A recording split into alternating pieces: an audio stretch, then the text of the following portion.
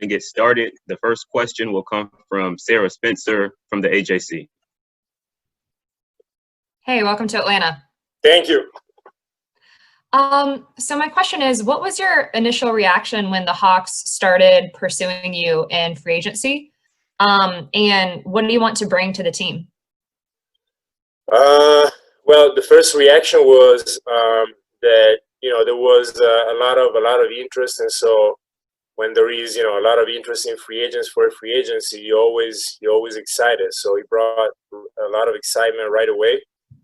And then the expectations, I have high expectations. I think we have a very good team, and we want to go farther in the playoffs. We want to go in the postseason, being focused on that, and just taking it day by day to getting better. That's the most important thing that we need to approach every day and every practice and every workout. And then be able to do the same, bring the same focus and unselfishness that we bring every day in the gym, just to bring it on the court. Thank you. Next question from Chris Kirschner with The Athletic. Hey, Danilo. Ultimately, why did you end up signing with Atlanta in free agency? I like the project. I like the team that we got. I like the young guys that we got, and so a lot of things together. It was a very exciting choice for me. Next from Steve Hummer with the AJC. Yes, hi, Danilo. I was just curious about what has your experience been playing against Rajon, and how much are you looking forward to actually being on the same side with him now? He's an amazing point guard. He has an amazing IQ, very high IQ, and he knows how to play the game the right way. He won championships, so that's a guy that every basketball player wants to play with. Thank you. Thank you. Ben Steiner. Hey, Danilo. How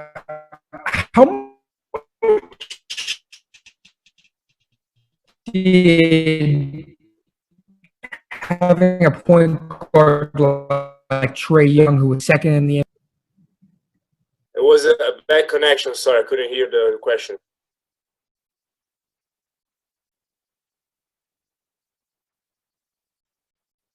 I think we might have lost him altogether. He'll probably rejoin. In the meantime, we'll go to Christian Winfield from New York Daily News. Hey, Danilo, how's it going? Happy belated Thanksgiving. Hope you enjoyed that time with your loved ones. Quick question for you. You played in New York, you played in Denver, you played in Los Angeles, you played in Oklahoma City, and there's been a good deal of moving involved with each of those moves, right? Like you had to relocate from New York to Denver, and then from Denver to LA, and then from LA to OKC, and now from OKC to Atlanta. I'm just curious how this year, moving in the middle of a pandemic, has been different from moving in previous seasons from market to market. Thank you for the Thanksgiving, and to you too. Unfortunately, my family was in Italy, so I was just by myself with my wife. But thank you. I think that moving, everything that is going on in the pandemic is just different. From the bubble to the moving to the free agency, everything is just different. It's not like it used to be before the pandemic. So I think that in any situation, the NBA was able to set up everything in a perfect way, and so it's just being different, like from coming to a new city, getting settled with the house, getting settled with the team, all the rules that we need to go and the protocols that we need to go through before we come into the gym every day. It's just a different process, and it's a daily different process. So thank you. Thank you. Allison Mastrangelo with WSB.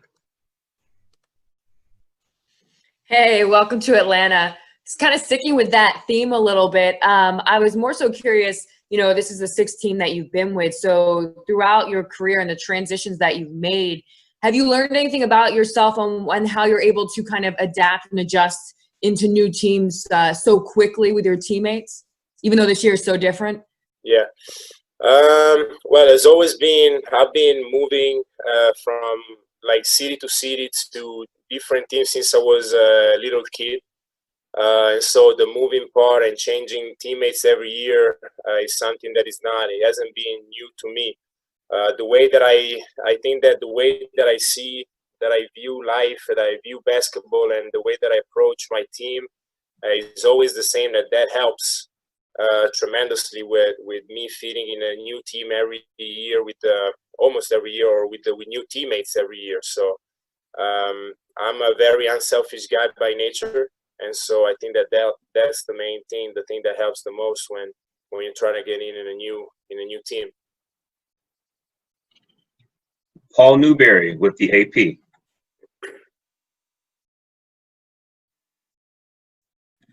Hey, Danilo, welcome to Atlanta. Thank you. A couple things. What specifically excited you when you saw the Hawks? Obviously, they've got a lot of great young talent, and Trae Young. What specifically stood out to you about coming here, and also just what do you think? You have any idea what your role might be? Obviously, you're joining a team, play some positions where they have guys that played a lot last year. What's your thoughts on what your role is going to be here?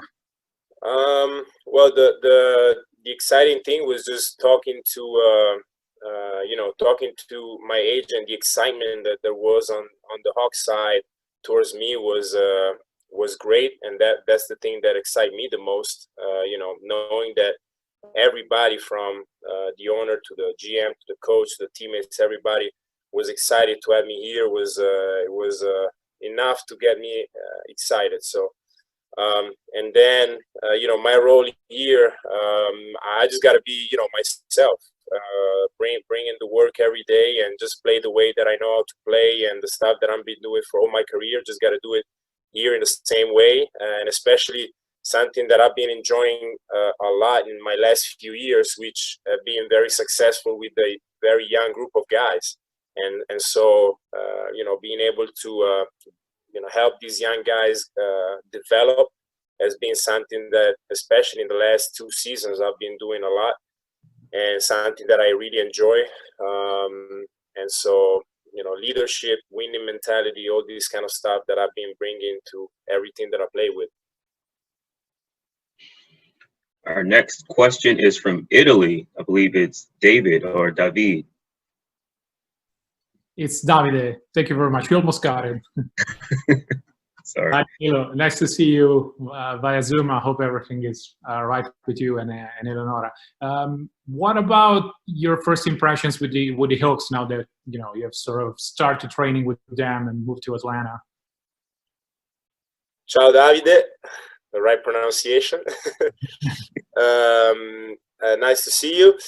The first thing that you can feel is definitely the excitement and the focus. Everybody's been working out. Everybody is working out and being very focused on what they have to bring to the team, what their role is into the team. And so I think that the focus and the excitement are two things that I wanted to see and I've been seeing every day. Grazie. Prego. My apologies, Davide. Next question from Greece, and I believe it's Christos. Hello, Danilo. How are you?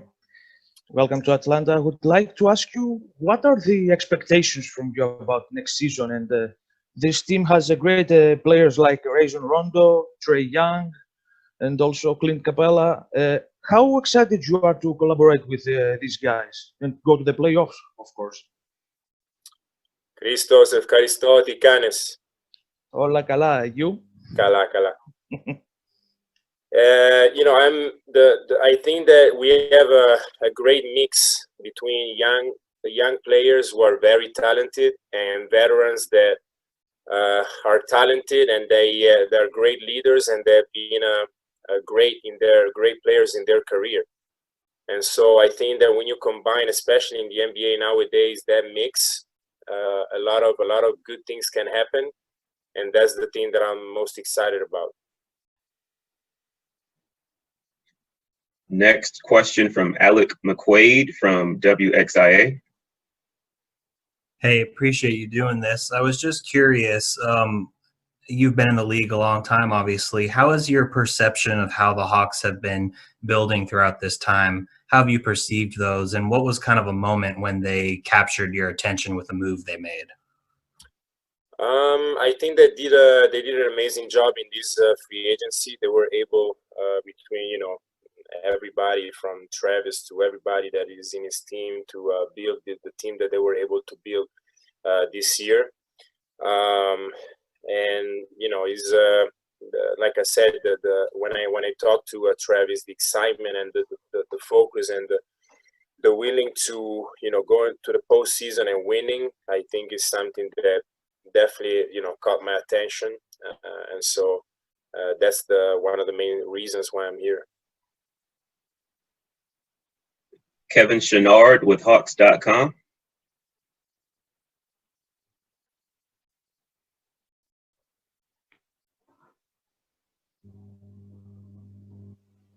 All right, we will move on to Jamila Johnson with ATLHawksFans.com.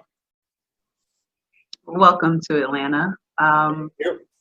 So my question for you is, you obviously have a lot of experience playing basketball and whatnot. At this stage in your life, or in your career, are there things that you still want to learn? Are there things that you're still working on as far as improving your game? Do you have any set goals personally for yourself?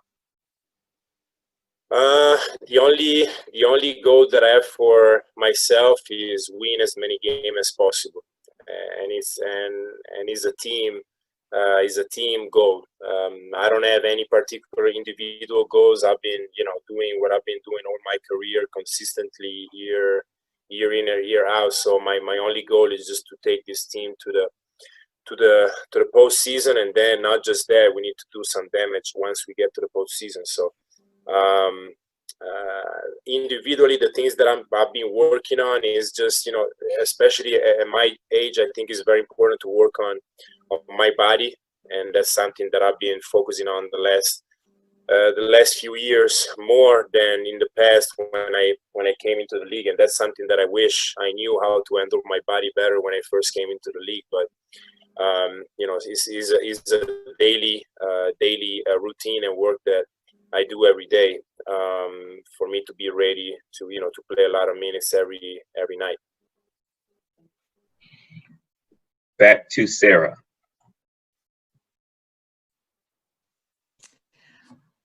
You know, I remember talking to Clint Capella, and he mentioned there's that winning mindset. You know, he's a guy with a lot of postseason experience, and he mentioned he wanted to bring a winning mindset to some of the younger guys. I was just wondering, how do you convey that to guys who, you know, don't have as much experience or haven't won at a high level yet? What do you tell them about what it takes in order to get to the postseason, in order to do some damage in the postseason, like you say? I think is a daily, is not something that, you know, is a work that we need to do as veterans every day. It's not going to take 1 day, 2 days, 1 week. It could take 2 months, but it's something that the young guys are going to get. They're going to get it. Things that, you know, is easy. I'm thinking about, you know, simple stuff like you can, like when you lose a game, you can't just take it and just say, oh, we lost the game, whatever, on to the next one. No, like that loss, you need to analyze it, understand why, and make sure you don't do the same mistakes, and take a step forward every game. Every game you need to get better. You can't take any steps back. And you know, you can't be cool with not winning or losing games. We step onto the court to win games, and that's the ultimate goal. So thank you. Dwayne Rankin from the Arizona Republic. Thank you. Appreciate that. I wanted to ask about, obviously, I'm doing a story on Chris Paul, and you played with Chris last year in OKC. What are things that what was the biggest impact he made on you guys last year? And just give me an example of something that he did personally, either with you or that you noticed that made you go, wow, this is why he's considered this kind of player or this kind of person? Well, I think that Chris is a great leader. He was a very vocal leader.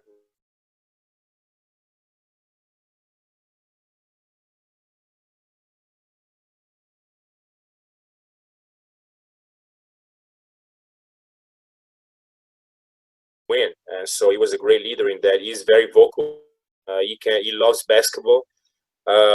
He can talk and watch basketball all day, which I cannot do. Once I'm done with basketball, I go home. I do everything but basketball. But it's just a different approach, in life in general. But Chris is amazing in that in that way, and also I think he's just a second coach on the court.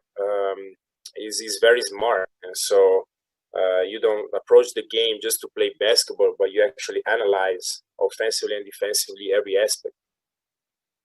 Thank you. Back to Chris Kirschner. A few days ago, Travis said that he made it clear to you when you signed that you were signing up for a backup role. Is that correct? And if so, why was that appealing to you? It's correct. And the most one of the things that I said before that excite me is the young guys that we got are very, very good, very talented, and I do believe in the young guys that we got. And so if I didn't believe in the young guys that we got, I wouldn't have picked ATL. But I really, like I said, I really believe in the group that we got. And my focus has always been, since I started playing basketball, is winning. And so whatever the team or the coach wants me to do or needs me to do to win, that's what I'll do. And so that's the only the focus and the only way that I see playing basketball. Raphael Haynes. In OKC, it seemed like the team was similar to what you all have now as far as the mix of vets and then the young personnel who hadn't made it to the postseason.